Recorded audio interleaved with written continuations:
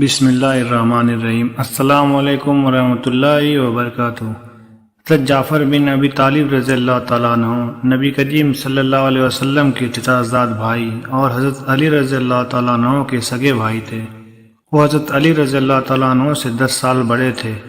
جب حضرت ابو طالب تنگ دست ہو گئے تو حضرت جعفر رضی اللہ تعالیٰ عنہ کے چچا حضرت عباس رضی اللہ تعالیٰ عنہ انہیں اپنے گھر لے گئے تاکہ اپنے بھائی کا کچھ بوجھ ہلکا کرے۔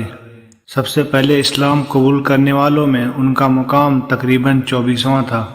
حضرت جعفر رضی اللہ تعالیٰ عنہ اپنی صورت و سیرت کے لحاظ سے رحمت عالم صلی اللہ علیہ وسلم کے عکس جمیل تھے۔ کفار مکہ کی اعداد ثانیوں سے تنگ آ کر حضور اکرم صلی اللہ علیہ وسلم کی اجازت سے پہلے حبشہ کی طرف ہجرت کی۔ حبشہ کا حکمران نجاشی بڑا ذہین، فتین، رحم دل، عالم، فاضل اور عادل بادشاہ تھا۔ اگرچہ نصرانیت کا پیروکار تھا لیکن نبی کریم صلی اللہ علیہ وسلم نے اس کی رحم دلی کا چرچا سن کر اپنے جانثار مظلوم صحابہ کرام رضوان اللہ علیہم اجمعین کو اس کے پاس بھیجنا زیادہ مناسب خیال کیا۔ مدینہ منورہ کی طرف ہجرت کرنے سے 8 سال پہلے، جبکہ آپ صلی اللہ علیہ وسلم کو نبوت کا دعویٰ کیے ہوئے 5 سال ہو چکے تھے، مکہ معظمہ میں مسلمانوں کے لیے بڑا ہی پرآشوب دور تھا۔ ان دنوں اسلام قبول کرنا اپنی موت کو دعوت دینے کے مترادف تھا، جس کے بارے میں مشرکین مکہ کو پتہ چل جاتا کہ وہ شخص دائرہ اسلام میں داخل ہو چکا ہے، اسے انتہائی ستم کا نشانہ بنایا جاتا۔ اس نازک ترین دور میں جب نبی کریم صلی اللہ علیہ وسلم نے اپنے جانثاروں کو ظلم و ستم کی چکی میں پیستے ہوئے دیکھا تو انہیں حبشہ ہجرت کرنے کی اجازت مرحمت فرما دی۔ اس دفعہ 83 افراد پر مشتمل مہاجروں کا قافلہ بحری راستے سے حبشہ کی طرف روانہ ہوا۔ ذہین و فتین اور حسین و جمیل، فصیح البیان اور قادر الکلام ہاشمی نوجوان حضرت جعفر بن ابی طالب رضی اللہ تعالیٰ عنہ کو اس قافلے کا سالار مقرر کیا گیا۔ حضور اکرم صلی اللہ علیہ وسلم نے اسے اپنا سفیر نامزد کرتے ہوئے حبشہ کے حکمران نجاشی کے نام یہ خط دیا: بسم اللہ الرحمن الرحیم، محمد رسول اللہ صلی اللہ علیہ وسلم کی جانب سے حبشہ کے حکمران نجاشی اصحاب کے نام، سلامت رہو۔ تعریف ہے اس اللہ کی جس کے سوا کوئی معبود حقیقی نہیں، وہ بادشاہ پاک باز، سلامتی دامن والا اور غالب ہستی ہے۔ میں گواہی دیتا ہوں کہ عیسیٰ بن مریم علیہ السلام کی روح اور اس کا وہ حکم ہے جسے اس نے پاک دامن مریم کی طرف القاء کیا، اس کی بنا پر وہ عیسیٰ علیہ السلام کی صورت میں حاملہ ہوئی۔ اللہ نے اسے اپنی روح اور پھونک سے پیدا کیا، جیسا کہ اس نے آدم علیہ السلام کو اپنے ہاتھ اور پھونک سے پیدا کیا۔ میں آپ کو اس ایک اللہ کی طرف دعوت دیتا ہوں جس کا کوئی شریک نہیں، اور اسے دوستی و محبت کی بنیاد پر اس کی اطاعت اختیار کرنے کا پیغام دیتا ہوں۔ آپ میری اطاعت کریں اور وہ شریعت جو میں لے کر آیا ہوں اس پر ایمان لے آئیں۔ میں اپنے چچا کے بیٹے جعفر رضی اللہ تعالیٰ عنہ کو آپ کی طرف بھیج رہا ہوں، اس کے ساتھ دیگر فرزندان اسلام بھی ہیں۔ جب یہ آپ کے پاس پہنچیں تو ان کی آؤ بھگت کرنا، ان کے ساتھ عزت و احترام سے پیش آنا، ہر قسم کے ظلم و زیادتی سے اجتناب کرنا۔ میں آپ کو اور آپ کے لشکر کو اللہ کی طرف بلاتا ہوں۔ میں نے اپنا پیغام آپ تک پہنچا دیا ہے، آپ کی خیر خواہی پیش نظر ہے۔ میری نصیحت کو ملحوظ خاطر رکھنا۔ جس نے ہدایت کا راستہ اختیار کیا اس کے لیے سلامتی اور امن ہے۔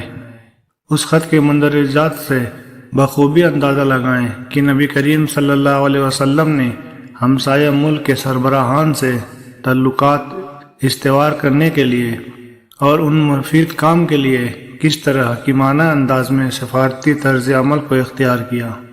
مدینہ منورہ میں اسلامی ریاست قائم کرنے سے 8 سال پہلے آپ صلی اللہ علیہ وسلم نے ایسی سیاسی حکمت عملی اپنائی جسے آپ صلی اللہ علیہ وسلم کی دعوت نہ صرف جزیرہ عرب تک محدود رہی بلکہ بیرون ملک بھی اس کے اثرات سفارت اور ہجرت کے ذریعے پہنچا دیے گئے۔ سرداران قریش نے حبشہ کے حکمران نجاشی کو متاثر کرنے کے لیے ہزار جتن کیے، عمرو بن عاص جیسے مشہور و معروف تاجر، سیاستدان اور ذہین و فطین شخص کو قیمتی تحائف دے کر حبشہ بھیجا کہ وہ نجاشی کو ہر صورت اپنے اعتماد میں لے لے۔ اس کے حبشہ پہنچنے سے پہلے ہی رسول اللہ صلی اللہ علیہ وسلم کا سفارتی خط اپنا کام کر چکا تھا۔ اس خط نے نجاشی کے دل میں مسلمانوں کے لیے نرم گوشہ پیدا کر دیا تھا۔ سرداران قریش نے حبشہ کے حکمران نجاشی کو لانے کے لیے حضرت عمرو بن عاص کو منتخب کیا، کیونکہ وہ عطریات کی تجارت کے لیے کئی دفعہ حبشہ جا چکے تھے۔ عبداللہ بن ابی ربیعہ کو بھی ان کے ساتھ حبشہ بھیجا گیا تاکہ یہ دونوں بوقت ضرورت باہمی مشورہ کر سکیں۔ یہ وافر مقدار میں قیمتی تحائف لے کر حبشہ پہنچے۔ انہوں نے پہلے نجاشی کے وزراء، مشیروں اور علماء سے بات کی، ہر ایک کو تحائف پیش کیے اور ان سے اپنی آمد کا مقصد بیان کرتے ہوئے اپیل کی کہ جب ہم دربار میں سربراہ مملکت کو عرض پیش کریں گے تو آپ لوگ ہماری حمایت کریں۔ ہر ایک نے حامی بھر لی اور وعدہ کر لیا کہ آپ بے فکر رہیں، ہماری طرف سے آپ کا بھرپور تعاون ہوگا، جیسا تم چاہو گے ویسا ہی ہوگا، بس آپ یوں سمجھے کہ تیر نشانے پر لگ چکا ہے۔ قریش کے یہ دونوں نمائندے جب نجاشی کے دربار میں حاضر ہوئے، آداب بجا لانے کے بعد قیمتی تحائف پیش کیے۔ نجاشی نے پوچھا، آئیے کیسے آنا ہوا؟ شاہی دربار کے آداب کو پیش نظر رکھتے ہوئے عرض گزار ہوئے کہ بادشاہ سلامت، ہمارے ملک کے کچھ دیوانے آپ کی سرزمین میں وارد ہوئے ہیں، وہ اپنے باپ دادا کے دین سے منحرف ہو چکے ہیں۔ یہ بڑے ہی عجیب و غریب مزاج کے لوگ ہیں، انہوں نے ایک نیا دین ایجاد کیا ہے جسے نہ ہم جانتے ہیں اور نہ آپ۔ ہمیں سرداران قریش نے اس لیے آپ کے پاس بھیجا ہے کہ آپ ان تخریب کاروں کو ہمارے سپرد کر دیں تاکہ ہم انہیں اپنے وطن واپس لے جائیں، پھر ہم جانیں۔ اور یہ ان کی باتیں سن کر نجاشی نے دربار میں موجود اپنے وزراء، مشیروں اور علماء کی طرف دیکھا تو سب نے ادب و احترام سے سر جھکائے ہوئے عرض کیا، بادشاہ سلامت، یہ ٹھیک کہتے ہیں، ہماری نظر میں یہی بہتر ہے کہ ان نوآور لوگوں کو واپس بھیج دیا جائے۔ ہو سکتا ہے کہ یہ ہمارے پرامن ماحول میں کہیں فساد ہی برپا نہ کر دیں۔ حبشہ کے حکمران نجاشی نے درباریوں پر غضب آلود نگاہ ڈالتے ہوئے گرجدار آواز میں کہا، نہیں، ایسا ہرگز نہیں ہو سکتا۔ پہلے میں ان لوگوں سے پوچھوں گا کہ وہ کون سا دین اپنائے ہوئے ہیں۔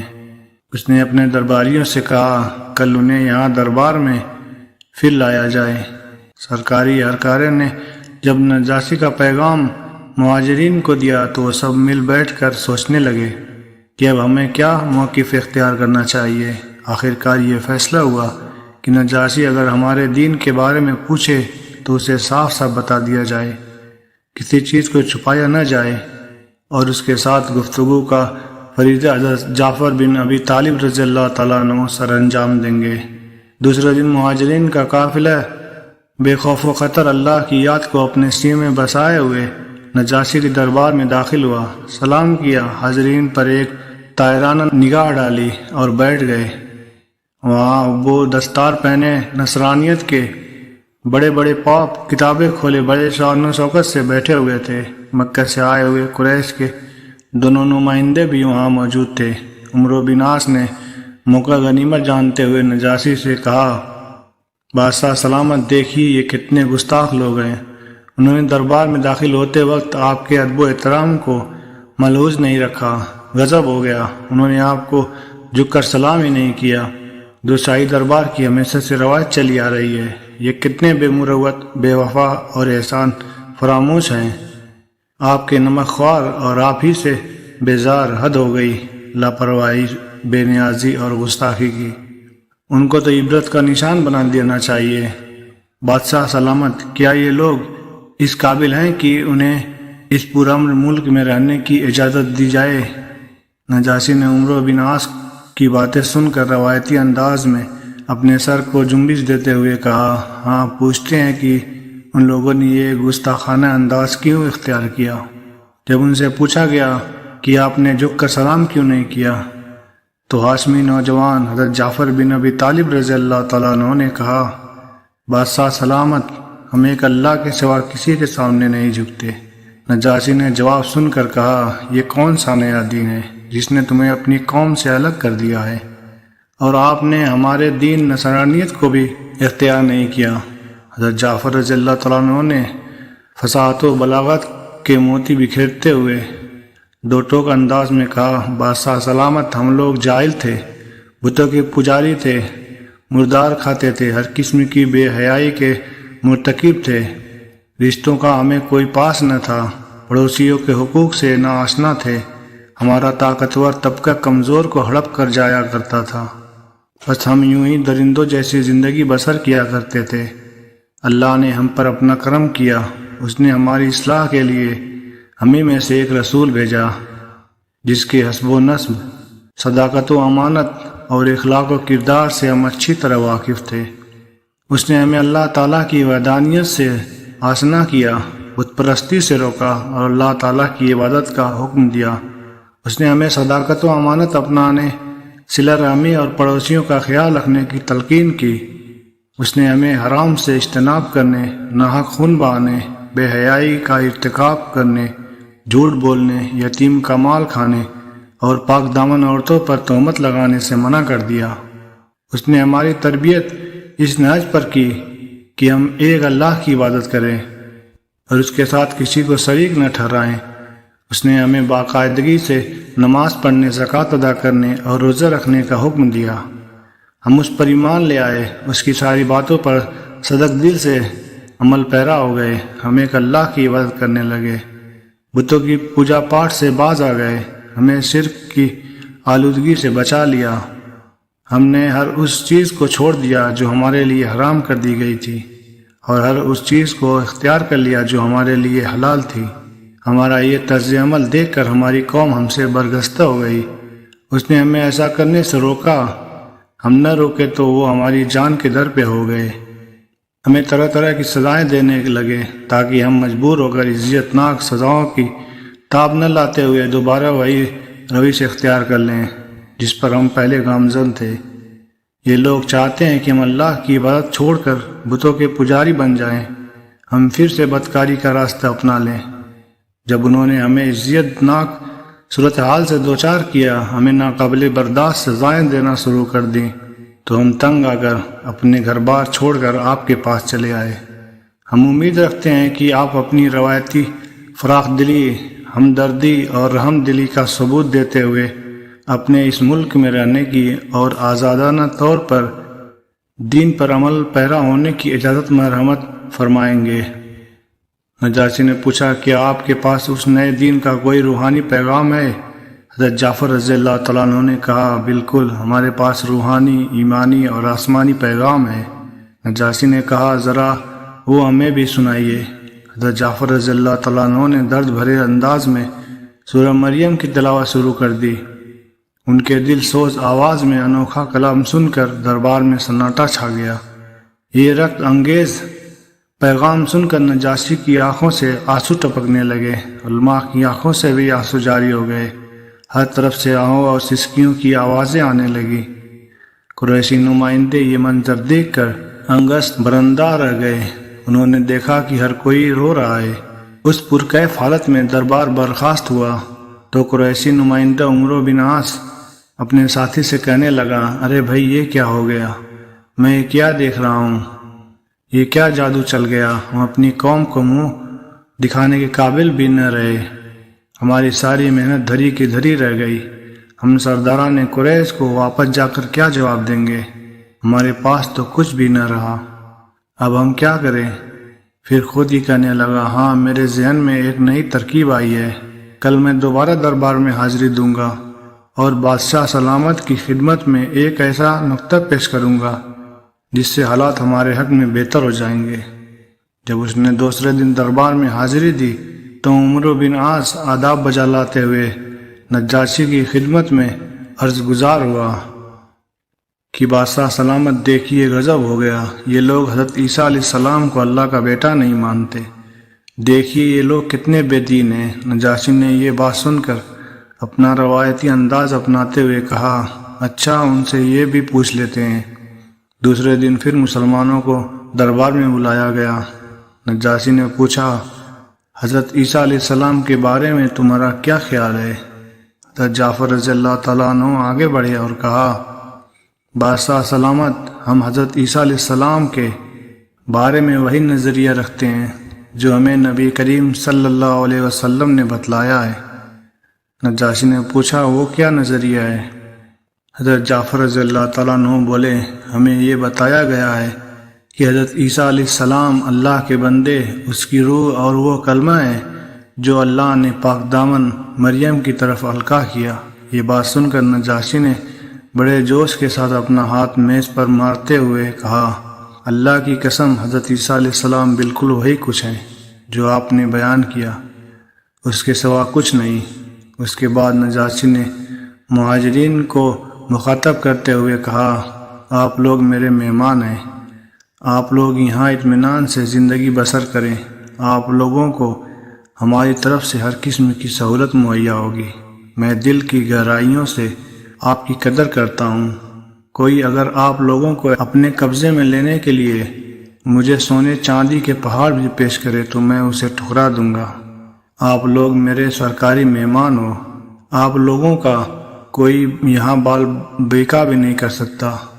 اگر کوئی کچھ کہے گا تو میں اس سے نپٹ لوں گا۔ اور پھر اپنے دربان سے کہا ان قریشی نمائندوں نے جو تحائف مجھے دیے ہیں وہ سب انہیں واپس کر دو۔ مجھے ایسے تحائف قطعاً قبول نہیں جو میرے ضمیر کو خریدنے کے لیے پیش کیے گئے ہوں۔ میرے پاس اللہ کا دیا ہوا بہت کچھ ہے۔ پھر عمرو بن عاص سے مخاطب ہو کر گرجدار آواز میں کہا اپنے تحائف پکڑو اور یہاں سے چلتے بنو۔ عمرو بن عاص یہ صورتحال دیکھ کر بہت پریشان ہوا، لیکن اب کیا ہو سکتا تھا۔ اپنے ساتھی عبداللہ بن ابی ربیعہ سے کہا کہ چلو بھائی چلیں۔ پھر سر جھکا کر دربار سے نکلے اور اپنے وطن کی راہ لی۔ قصہ مختصر یہ ہے کہ کچھ سالوں میں اللہ تعالیٰ نے حضرت عمرو بن عاص رضی اللہ تعالیٰ عنہ اور پھر نجاشی کو بھی اسلام کی دولت سے نواز دیا۔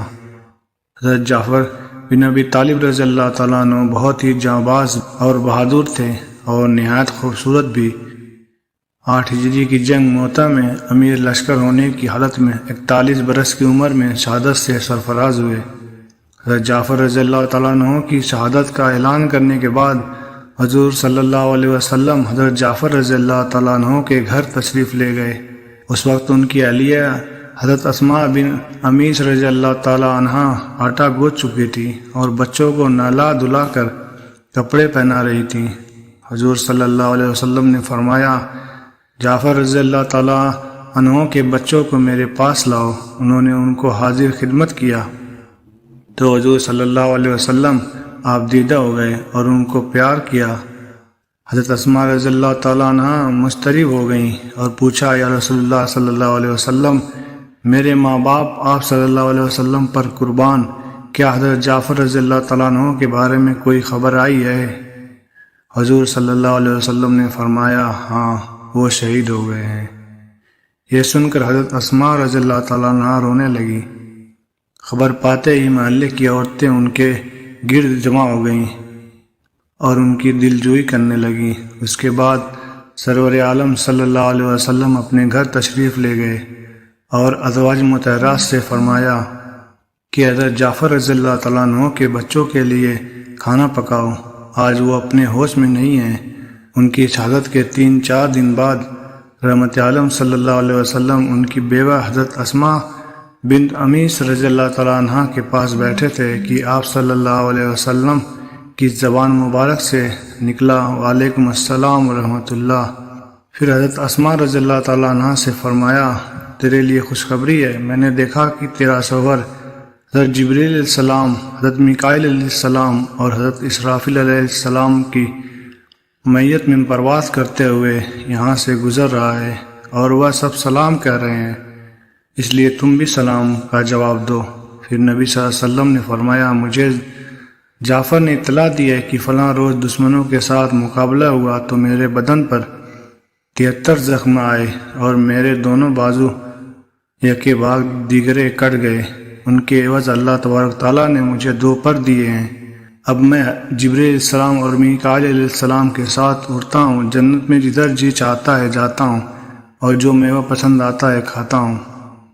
حضرت اسماء رضی اللہ تعالیٰ عنہ یہ سن کر بہت خوش ہوئیں اور کہا، جعفر رضی اللہ تعالیٰ عنہ کو یہ اعزاز مبارک ہو۔ یا رسول اللہ صلی اللہ علیہ وسلم، اگر آپ صلی اللہ علیہ وسلم کی اور حضرت جعفر رضی اللہ تعالیٰ عنہ کی روحانی ملاقات کا یہ حیرت انگیز واقعہ میں نے بیان کیا تو لوگ شاید اس پر یقین نہ کریں، اس لیے آپ صلی اللہ علیہ وسلم خود ہی ان کو اس سے مطلع فرما دیجئے۔ چنانچہ رسول اللہ صلی اللہ علیہ وسلم نے ممبر پر کھڑے ہو کر سب کو یہ ایمان افروز واقعہ سنایا۔ واضح ہے کہ اس وقت تک غزوہ مؤتہ کے سرکار میں سے کوئی شخص واپس نہیں آیا تھا۔ حضرت جعفر رضی اللہ تعالیٰ عنہ نے اس سے پہلے ہی اپنی شہادت کی تمام تفصیلات سے رسول اللہ صلی اللہ علیہ وسلم کو آگاہ کر دیا تھا۔